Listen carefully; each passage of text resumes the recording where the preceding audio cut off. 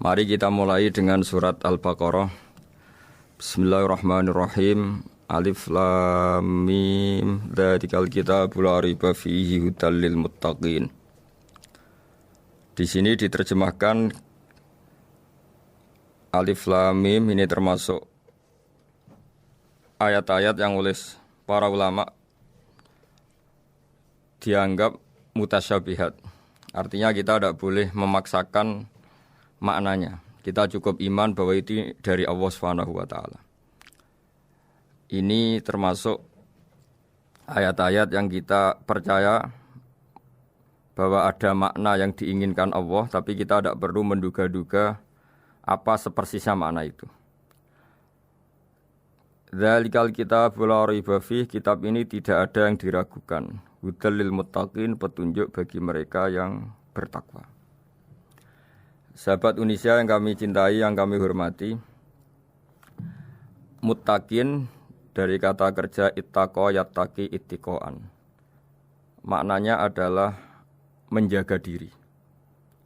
Ada 3 kelas muttaqin dalam terminologi para ulama, istilah yang dikeluarkan para ulama. 1, muttaqin orang yang menghindari perilaku syirik atau perilaku kekafiran. Sehingga menurut para ulama, apapun faseknya seorang mukmin, apapun kelirunya orang mukmin, misalnya pernah mencuri, pernah korupsi, pernah apa saja, masih dianggap mukmin karena dia masih bertauhid la ilaha illallah Muhammadur Rasulullah. Ini muttaqin yang paling kelas pokok, kelas bawah. Kemudian ada muttaqin kelas kedua, yaitu mereka yang menghindari dosa besar tapi tidak bisa menghindari dosa kecil. Misalnya bisa menghindari dosa zina, tapi dia bisa menghindari dosa melihat perempuan yang bukan mahramnya, yang bukan halal bagi dia. Ketiga muttaqin paling ideal, yaitu menghindari dosa besar, juga menghindari dosa kecil, bahkan menghindari sesuatu yang tidak penting. Ini yang dalam terminologi ulama disebut para wali atau para ulama, yaitu yang dalam ayat ala inna awliya Allahi la khaufun alaihim wa lahum yahzanun. Ini penting kami jelaskan kelas-kelas muttaqin supaya bahwa mukmin tidak pernah keluar dari status iman meskipun dia pernah melakukan satu kesalahan besar. Karena yang dikatakan mukmin adalah siapapun yang meyakini kebenaran risalah Muhammad, risalah yang dibawa Muhammad, berarti dia mukmin. Soal dia melakukan dosa atau apa saja itu menjadikan dia fasik, tapi tidak keluar dari status mukmin. Ini yang dimaksud dalam sebuah hadis, man qala la ilaha illallah dakhalal jannah. Siapapun yang pernah melafadzkan la ilaha illallah iman, maka dia pasti nanti masuk surga. Kemudian ada beberapa pertanyaan dari para sahabat dengan masa lalu orang itu yang macam-macam, Nabi tetap menjawab meskipun dengan masa lalu yang macam-macam. Sebab itu perlu dikaji serius, sebagaimana ada yang ditafsir Sawi bahwa muttaqin itu dari kata kerja ittaqa yattaqi ittiqaan atau ittaqa yattaqi taqwan. Ini maknanya orang yang menjaga diri. Tentu menjaga diri ini ada yang kelas premium, kelas sempurna. Jadi sesuatu apa saja yang bahaya kita jaga, termasuk dosa kecil, melakukan hal yang tidak penting. Ada orang mukmin yang hanya bisa menjaga dari dosa kekafiran, dosa kemusyrikan. Ini pun dengan segala kesalahannya masih ada kemungkinan dimaafkan Allah. Karena Allah pernah berfirman, innallaha la yaghfiru ayyushraka bihi wa yaghfiru ma duna dzalika liman yasha. Allah tidak akan memaafkan dosa syirik, tapi Allah masih bisa memaafkan atau masih berkenan memaafkan dosa di luar syirik. Kemudian yang perlu mengerti oleh sahabat Indonesia adalah makna la raiba fihi. Ini yang perlu kami ungkap, bahwa Al-Quran ini tidak ada keraguan padanya. Tidak ada keraguan, ini yang mudah kita teliti karena kita orang Indonesia. Mungkin rasa-rasa sastra Arab enggak kental. Mari kita teliti dari segi makna, karena makna ini rasa dan rasa itu universal. Begini misalnya, dulu orang-orang kafir Mekah karena mereka penyembah berhala, penyembah Tuhan-Tuhan yang banyak, itu memprotes Mereka memanggil tentu masih Muhammad, belum ya Rasulullah. Muhammad, kamu mengajak ke Tuhan berapa? Rasulullah menjawab, ke Tuhan yang satu. Lalu mereka bertanya, Muhammad, urusan kita ini banyak, problem kita banyak. Tuhan banyak saja tidak bisa menyelesaikan, apalagi satu Tuhan. Ini yang diceritakan dalam sebagian ayat disebut Aja'alal alihata ilaha wahida inna hadza lasyai'un ujab. Bagaimana mungkin Tuhan itu satu? Harusnya Tuhan itu banyak karena urusan kita banyak. Lalu Rasulullah dengan bimbingan Tuhan, bimbingan Allah mendatangi mereka, kemudian Nabi menjelaskan Tuhan itu adalah ketua kalian, Tuhan itu adalah pimpinan kalian. Bagaimana kalau Anda jadi pembantu kemudian punya majikan banyak, punya penguasa banyak, punya tuan banyak, kemudian semua tuan-tuan Anda ini memerintahkan Anda dengan perintah yang beda-beda. Apa kalian mau punya majikan atau pimpinan yang banyak? Mereka menjawab tidak, Muhammad. Terus mereka akhirnya sadar bahwa problem Tuhan banyak itu tentu lebih sulit, lebih problem. Karena nanti perintahnya beda-beda, keinginannya beda-beda. Mereka akhirnya tersadarkan bahwa sebaiknya atau seharusnya memang Tuhan itu satu. Jadi Rasulullah SAW menjelaskan logika bertauhid itu dengan sekian variasi, dengan sekian logika. Kemudian Nabi kedua juga menjelaskan logika kompetisi. Kata Nabi yang karena bimbingan Allah diberi satu pengertian. Andai kan Tuhan itu 2 atau 3, kemudian berebut dalam tahta aras atau tahta yang di alam raya ini. Sebagaimana lazimnya para penguasa. Maka pasti ada yang menang, ada yang kalah. Dan yang kalah tentu gak layak sebagai Tuhan. Ini yang disebut wala ala ba'duhum ala ba'd. Tentu kalau Tuhan itu banyak, mereka akan berkompetisi, akan bertarung. Dan pasti pemenangnya ya satu, karena memang layak jadi Tuhan tetap satu. Sadarlah bahwa orang-orang kafir Quraisy, orang-orang kafir saat itu sadar pentingnya bertauhid. Ketiga, Nabi juga menjelaskan tauhid secara ilmu logika. Begini para pendengar. Kalau dalam teori ilmu tauhid yang agak jelimet dijelaskan begini. Jika ada 2 Tuhan, maka alam raya ini enggak menjadi alam. Logikanya adalah 2 Tuhan ini bisa kamu katakan sama-sama kuat. Ketika sama-sama kuat kemudian ingin menciptakan langit. Yang satu ingin menciptakan bumi, yang satu menolak menciptakan bumi misalnya. Atau yang satu ingin menciptakan langit, yang satu menolak ingin menciptakan langit. Kemudian ternyata bumi ini terbukti wujud. Logika awam adalah yang berhasil menciptakan bumi berarti Tuhan. Yang gagal atau kudrohnya gagal, kemampuannya gagal tidak bisa menciptakan bumi, gagal menjadi Tuhan. Ini logika awam. Logika ini pun kita terima. Tapi kalau menurut logika ahli tauhid, ahli pakar-pakar logika, cara berpandangan begini. Ketika Anda mengatakan ada 2 Tuhan yang sama-sama kuat, kemudian terbukti yang satu mampu menciptakan bumi, yang satu tidak. Bahasa Anda mengatakan sama-sama kuat ini sudah batal dari awalnya, karena terbukti bahasa Anda salah, sama-sama kuat ternyata yang satu tidak mampu. Sehingga dalam pikiran orang-orang ahli tauhid mengatakan, membayangkan Tuhan saja itu enggak kebayang, karena turunan kata ini pasti selalu salah. Karena tadi misalnya dikatakan, andai kan ada 2 Tuhan, kemudian yang satu mampu menciptakan bumi, yang satu tidak. Padahal Anda tadi bilang sama-sama kuat, ternyata terbukti yang satu tidak kuat. Berarti kata Anda sama-sama kuat ini salah.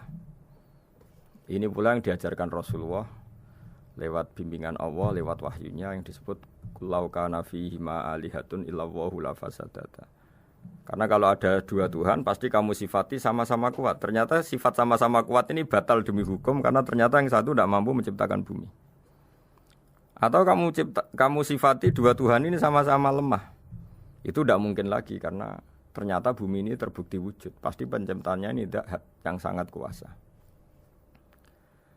Jadi logika-logika tauhid sedemikian dibangun oleh Rasulullah lewat bimbingan Allah Subhanahu wa taala. Logika keempat, supaya kita iman dan tambah kuat imannya adalah logika yang mudah dicerna oleh kebanyakan orang atau yang bisa diindra.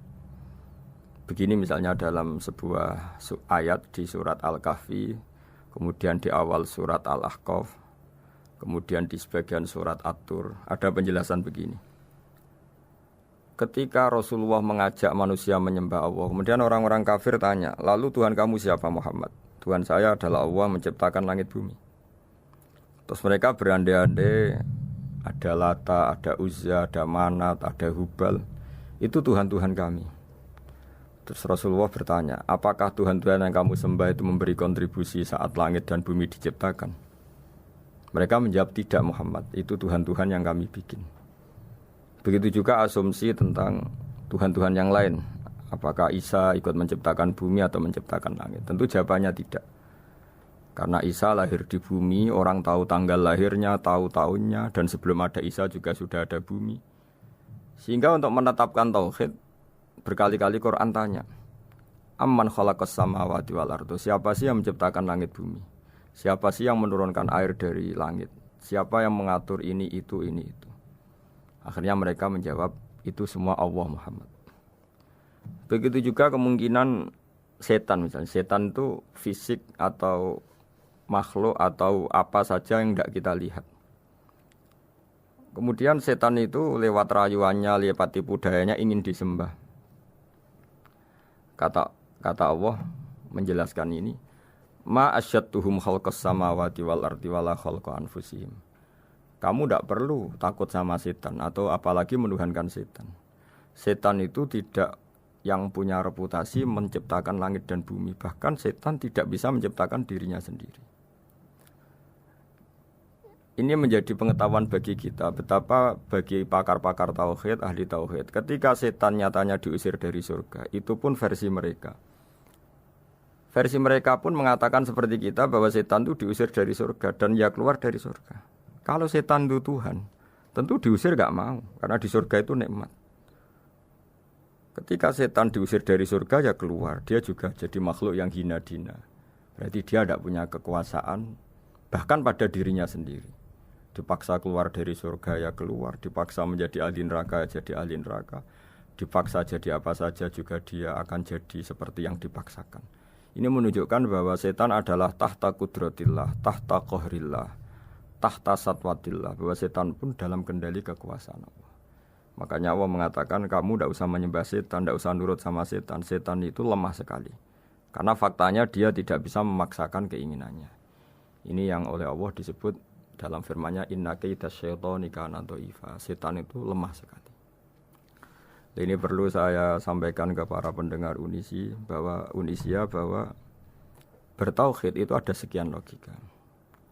Logika kelima adalah logika orang awam. Awam sekali. Suatu saat ada perdebatan antara Abul Hasan al-Asy'ari.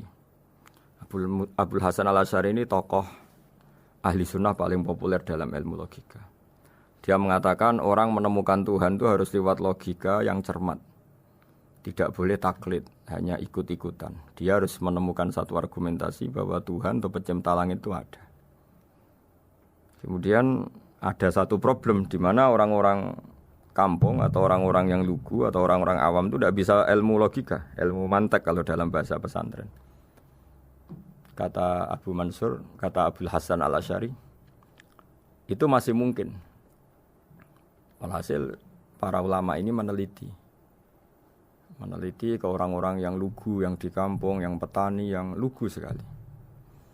Apa yang mereka temukan? Ternyata mereka punya cara logikanya sendiri untuk menemukan Tuhan, Sang Pencipta. Pernah suatu saat ada seorang petani lugu, biasa menggembala unta, ditanya, Bima araf tarubak, lalu kamu yang petani ini yang hanya ngurusi sawah, ngurusi ladang, dengan cara apa kamu tahu kalau Tuhan itu ada? Si petani tadi marah besar dan dia mengatakan, Al-ba'ratu tadullu alal ba'ir wa asharul aqdam yadullu alal masir. Kata petani tadi, yang namanya ada kotoran unta, pasti ada untanya. Yang namanya ada jejak kaki, pasti ada yang barusan lewat. Artinya kalau ada makhluk, pasti ada pencipta. Ini logika awam yang mudah. Kita tidak mungkin mengatakan bumi ini pencipta, mengatakan matahari pencipta. Kelihatan sekali kebendaannya, kelihatan sekali bahwa bumi matahari tidak punya ikhtiar, tidak punya kekuatan. Kelihatan sekali sifat-sifat kemakhlukannya. Jika benda-benda ini karuan makhluk, pasti menunjukkan bahwa ada penciptanya, ada khaliknya. Dalam logika Bedui tadi, si Bedui tadi, kalau ada kotoran sapi, pasti ada sapinya. Meskipun sapinya sudah sekarang nggak terlihat, mungkin sudah jalan kemana. Sama, kalau ada jejak kaki, meskipun orang yang tadi lewat sudah kita nggak tahu, tapi kita pasti tahu, pasti ada yang lewat. Ini yang dimaksud dalam bahasa Arab, al-ba'ratu tadullu 'alal ba'ir. Kalau ada kotoran sapi atau kotoran unta, pasti ada untanya. Wa atharul aqdam yadullu 'alal masir. Kalau ada jejak orang lewat, pasti tadi ada orang lewat. Nah, semua metode ini digunakan semua oleh Rasulullah. Logika yang bagi intelektual, logika bagi kaum awam, logika bagi kaum menengah, ya tidak awam, tidak intelektual. Semuanya digunakan, semuanya jadi media untuk memastikan bahwa logika tauhid ini logika pilihan, logika yang benar-benar logika. Sehingga dalam banyak ayat disebut agama ini liqaum yaqilun, liqaum yatafakkarun, bagi kaum yang bisa berpikir, bagi kaum yang punya akal. Lalu kemudian kami teruskan alladzina yu'minuna bil ghaibi. Ini kata ghaibi bukan kayak dalam bahasa Indonesia misalnya setan atau hantu disebut barang gaib. Kata ghaibi dalam bahasa Arab adalah perbandingan atau lawan kata dari al-musyahad yang bisa disaksikan langsung lewat indera. Kita orang mukmin iman bahwa surga ada, padahal kita tidak pernah melihat surga. Kita mukmin iman bahwa neraka ada, padahal kita belum pernah melihat neraka. Ini sesuatu yang maghoba anil absor, yang mata kita tidak melihat, fisik kita tidak menyentuh. Kita pun iman. Asal sesuatu itu mansus ya, dikatakan secara eksplisit oleh Quran dan hadis. Kalau dalam bahasa usul fikih disebut al-mansus. Ciri mukmin diantaranya adalah yang paling pokok alladzina yu'minuna bil ghaibi. Iman dengan sesuatu yang enggak kelihatan. Lalu kemudian para ulama cara pandang beda-beda. Bedanya bukan karena mereka bertentangan enggak, tapi ini menurut kelas rasa yang berbeda-beda. Bagi orang-orang sufi ya, Allah itu tidak bisa dikatakan al-ghaib, sesuatu yang enggak kelihatan. Karena Allah itu begitu jelas, az-zahir. Kata orang sufi, Allah itu zahir. Begitu juga dalam Asmaul Husna disebut Allah itu az-zahir, begitu jelas. Karena orang yang akalnya mapan, hatinya mapan, melihat satu lemari yang bagus, pasti langsung mensifati bahwa pembuatnya adalah orang yang hebat. Orang yang melihat mobil mewah atau pesawat yang canggih, pasti kepikiran pertama adalah pasti pembuatnya canggih. Sehingga eksistensi pembuat pesawat itu adalah orang hebat, itu langsung tertanam ketika melihat pesawat itu hebat. Bagaimana mungkin seseorang ragu akan kehebatan pembuat pesawat ketika melihat detail-detail pesawat? Pasti langsung kepikiran kalau pembuatnya itu hebat. Memutuskan bahwa pembuat pesawat hebat itu tidak harus ketemu yang membuat, juga tidak harus melihat. Tapi akal kita pasti meyakini pembuatnya itu hebat. Berarti keputusan menyimpulkan bahwa pembuatnya hebat adalah az-zahir begitu jelas. Begitu juga langit dan bumi, matahari semuanya tertata rapi. Air dengan fungsi manfaat yang sebegitu hebat, oksigen, semua tanaman, buah-buahan. Meskipun kita tidak pernah melihat Tuhan, tapi akal kita, nurani kita pasti berkeyakinan dan tahu betul pasti pembuatnya itu zat yang super hebat, super bijaksana.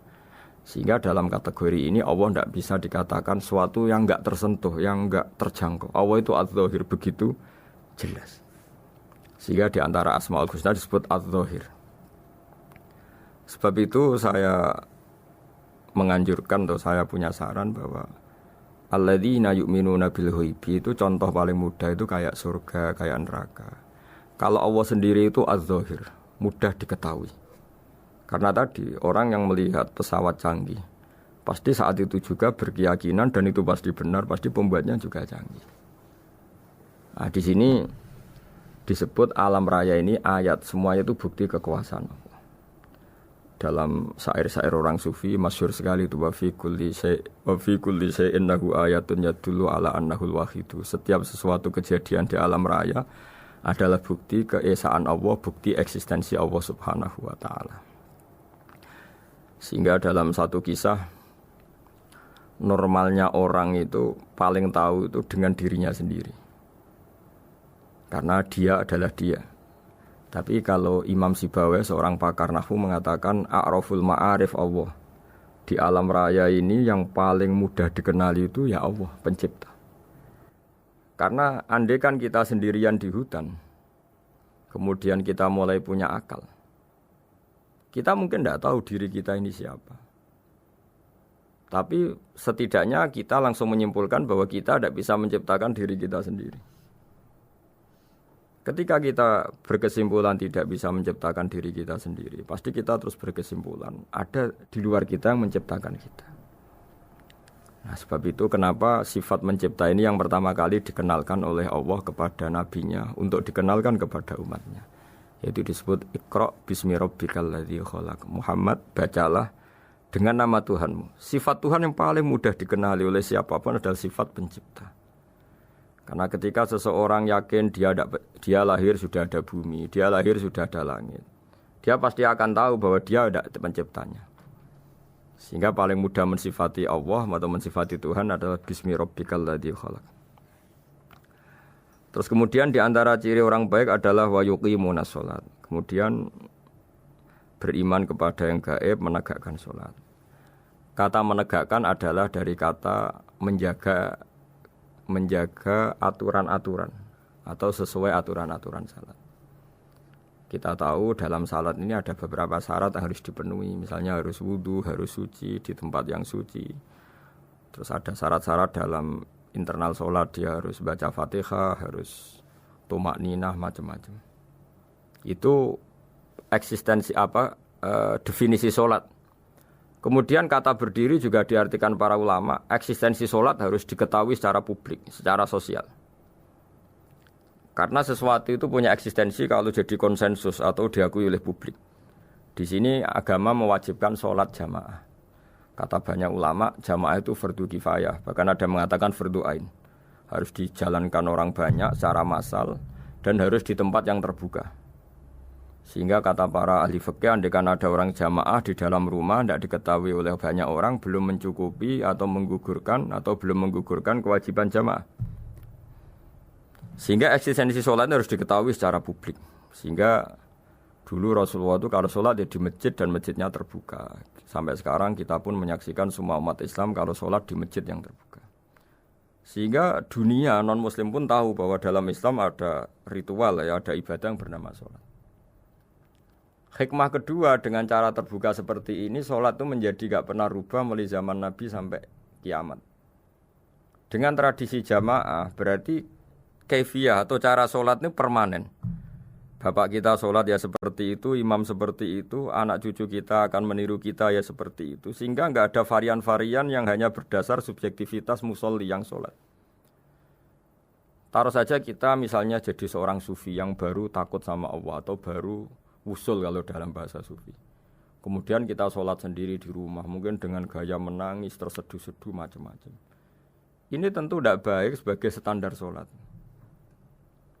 Begitu juga ada anak atau pedagang yang kesusu atau tergesa-gesa, kemudian sholat hanya sekian, 2 menit, 1 menit. Ini juga tidak baik. Meskipun itu boleh dilakukan individu-individu. Tapi kalau dalam sholat jamaah, orang harus manut imam, dan ada standarnya, misalnya tumakninah itu biqadri subhanallah, jadi ada ukurannya. Ini penting saya utarakan bahwa hikmah jamaah itu bukan sekedar dapat pahala 27 kalau sendiri, dapat pahala 1 itu enggak. Tapi ini menjaga eksistensi sholat supaya ya seperti ini terus sampai kiamat. Sehingga orang Indonesia atau orang Afrika, orang mana saja, itu ketika haji atau ketika saling berkunjung di negara lain, itu enggak akan kaget dengan cara-cara sholatnya, karena seluruh dunia kaifiyahnya caranya sama. Ini semua barokah dari jamaah. Maka Rasulullah itu enggak banyak ngendikan tentang caranya sholat, beliau hanya ngendikan shollu kama ra'aitumuni usolli. Sudahlah kamu pokoknya makmum saya, nanti caranya kamu sholat sama seperti saya seperti ini. Sehingga kata menegakkan sholat adalah bisa kita tegakkan kalau kita aparat negara ya bikin-bikin aturan supaya eksistensi sholat nggak terganggu. Kalau kita seorang kultural juga mensuasanakan sholat dan supaya kefiahnya atau caranya sholat ini benar kita tradisikan jamaah. Sehingga anak kecil ngikuti yang besar, yang bodoh ngikuti yang pinter dengan satu cara. Itu barokahnya jamaah. Sehingga wa yuqimuna sholat itu sholat kita dirikan baik secara personal dengan cara-cara tumak nina, kita suci di tempat yang suci, maupun kita tegakkan, kita maklumatkan, kita jadikan konsensus bahwa sholat ya seperti ini.